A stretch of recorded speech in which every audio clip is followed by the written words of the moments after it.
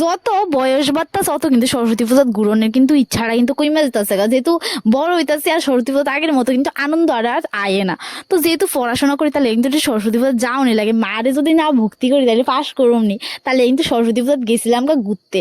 তো আজকের দিনটা কিন্তু ভ্যালেন্টাইন্স ডে দিন মতোই, ঠিক না? আজকে সব কাপড়ের এক লগে ঘুরবো। তো আজকের দিনে আমার জামাই আমার লগে নেই, প্রত্যেক বছর জামাই লগেই ঘুরি। তো এবছর জামাই আসছিল না, তাহলে আমি একলা একলাই বান্ধবীর লগে ঘুরতাম গেছি গা।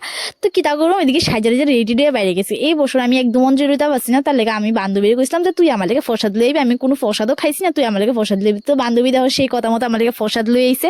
তো তাই লেগে কিন্তু আমি প্রসাদটা খাইতে পারছি। তো এদিকে প্রসাদ টসাদ খাই কিন্তু নিজের স্কুলে গেছিলাম, যতই পড়াশোনা করে স্কুল থেকে আয়া পড়ি না গেলে তারপর এটা নিজের স্কুল মনে হয়।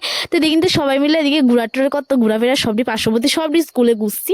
কিন্তু সবটি প্যান্ডেল এত সুন্দর হয়েছে, মানে কিতা কইতাম, প্রত্যেক বছরও সুন্দর হয়, এবারও সুন্দর হয়েছে। তো এদিকে কিন্তু আইসক্রিম টাইসক্রিম কোল্ড ড্রিঙ্ক খাই আসে দিয়ে বসে নাচতে, একটু শরীরটা গরম না করলে কি হয়। তারপর কিন্তু আমরা দুই বান্ধবী মিলে দিয়ে গেছিলাম খাইতে।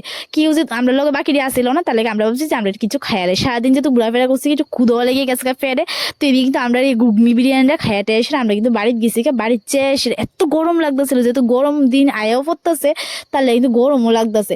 তাড়াতাড়ি বাড়িতে এসে কিন্তু ড্রেস টেস পাল্টামো, কি তাকে চুল টুল বাইন্দা তারপর কোনো রকমের ড্রেস টেস পাল্টে রিল্যাক্স